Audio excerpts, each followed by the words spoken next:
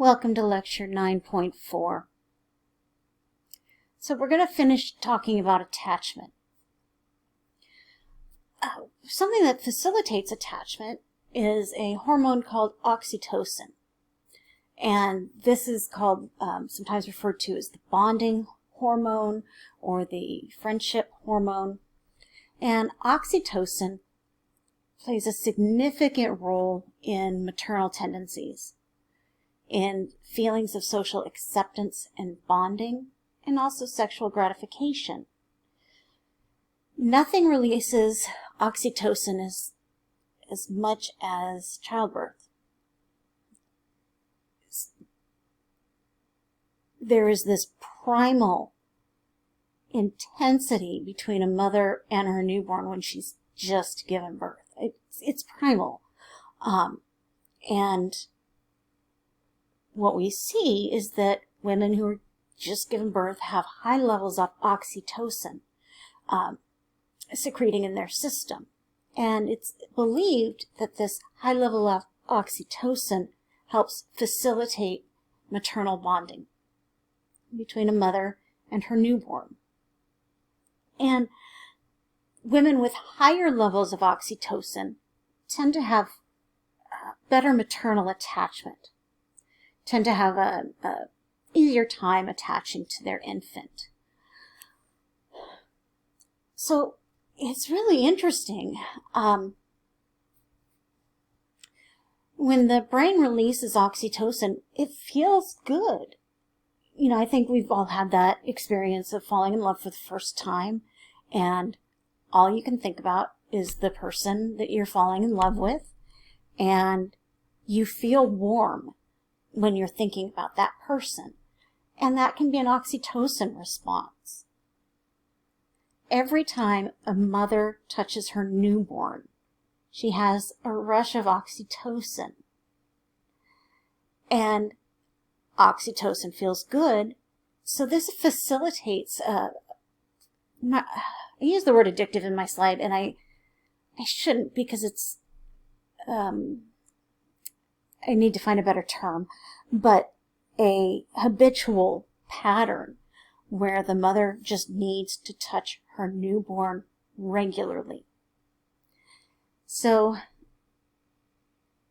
something I've found through the years is with family members who have had newborns and friends who have had newborns, if you're the one taking care of their infant when they go out for the first time, they're leaving the house, maybe going on a date with their partner or going to work for the very first time, the mother is so intense. It's a physical intensity. All she can think about is her newborn.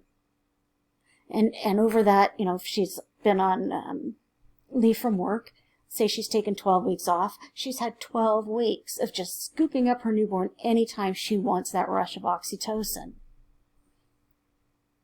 But now she's going through this transition period, and it's almost physically painful. They become so preoccupied with their newborn. Now, this happens with fathers too, or with same-sex partners. The oxytocin isn't sex-specific. It's what facilitates attachment. It's just that mothers, right after childbirth, have huge amounts of oxytocin, and that's facilitating attachment at a very rapid rate. So some issues can unintentionally affect attachment. One is illness. When young infants are ill, they get very ill, and they may not have the ability to attend to things like attachment. Their body is reserving its energy just to maintain homeostasis, to get as better as possible. When my youngest niece was born, she was a couple weeks early, and my sister said, you know, I went to go see Ellie and meet Ellie, and my sister said, don't force eye contact. because she needs every calorie she can keep. The act of attaching, because eye contact is part of that attachment process. The act of attachment came at a very high cost to her physically. So we had to let her kind of grow into when she could, let herself pace on eye contact and facial interactions and things. So when an infant is ill, they just cannot pay attention to attachment issues. Another is maternal depression. So it's not uncommon for women to have some mood fluctuation after birth. We're starting to understand postpartum depression better and better. Maternal depression can interfere with the initiation of attachment, but it doesn't, it's all good. It is all good because infants have 3 years to learn how to attach. When a mother is moderately to severely depressed, it's really hard for her to just get out of bed or to take a shower. And she's trying to take care of this little 7-8 pound thing that just wants to eat, sleep, and poo constantly. She's too depressed to be as responsive as she would like to be. And that's an issue of depression. But once that postpartum depression starts to lift or is treated, then the mother can be more responsive to their infant. Infants have 3 years. Moms, it's okay if you struggled with postpartum depression and now you're thinking, oh my God, did that interrupt my attachment with my infant? No. You caught up. It's all good. So there's a syndrome called failure to thrive syndrome. And this is related, it can be related to attachment. Failure to thrive occurs for 2 reasons. 1, infants are moderately to severely neglected. Or 2, they are too ill to socially interact. And until they can socially interact, they just cannot work on learning how to attach to anyone. They're just too ill. So when we see infants who have failure to thrive, and I'll give you an example in a moment, they stop to grow. They stop growing physically. They stop gaining weight, and they don't get any longer. They just stop growing. And they start to become emotionally detached. They don't really seek out social interaction. They just are rather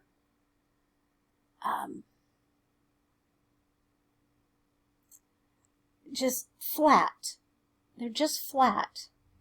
They might not cry when they're hungry or tired or need to be changed. Because if this infant is being neglected, they've already learned that no one's going to feed them if they're hungry. They'll just get fed whenever the caregiver feels like feeding them. No one's going to give them comfort contact. And so they actually stop crying. And they stop vocalizing as much. I love listening to babies babble. Oh my God, you're in the grocery store and you're like one side of the grocery store and you can hear the 7-month-old way on the other side of the grocery store just babbling away. I love that sound. Babies play with vocalizing. They vocalize a lot. When infants are quiet and that becomes their norm, something's up. Infants that have failure to thrive syndrome are excessively tired, and they avoid eye contact. So I worked at the Organ Research Center, and I was an infant assessor. So infants would come in when they were, 3 months, 6 months, 12 months, and 24 months. and we would test their various skill levels on various tasks, looking at their milestones. And we wanted to see, does maternal depression impact infant development, physical, social, or cognitive development? The funnest job in the world, because I really love babies. And one afternoon, we had a baby come in, and this was her second visit, so she was 6 months old. And, we had her records from when she was 3 months old. And one of the first things we would do when the babies came into the lab is, we introduce ourselves, but then we weigh them, measure them, to just get an idea of how they're growing. She was still wearing her 3-month-old clothing. She hadn't gained any weight, and she didn't grow. She wasn't any longer. She was still the size of a 3-month-old. She was so thin. And she really struck me. She just thought it was the best thing in the world when I or my colleague were interacting with her. She was just fascinated by our faces.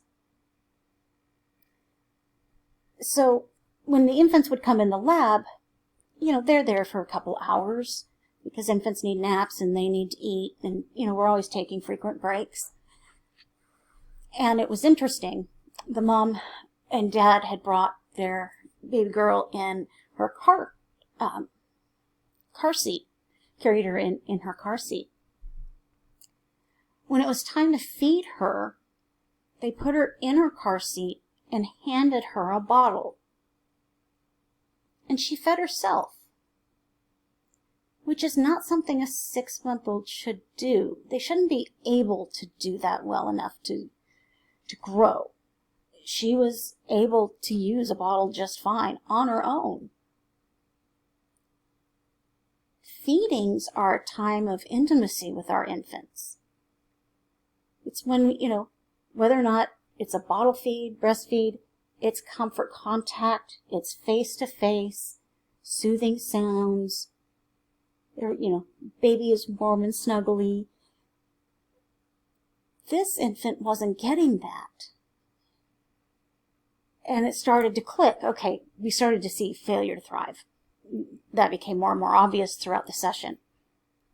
Turns out her parents had become meth addicts, and so she was just severely neglected.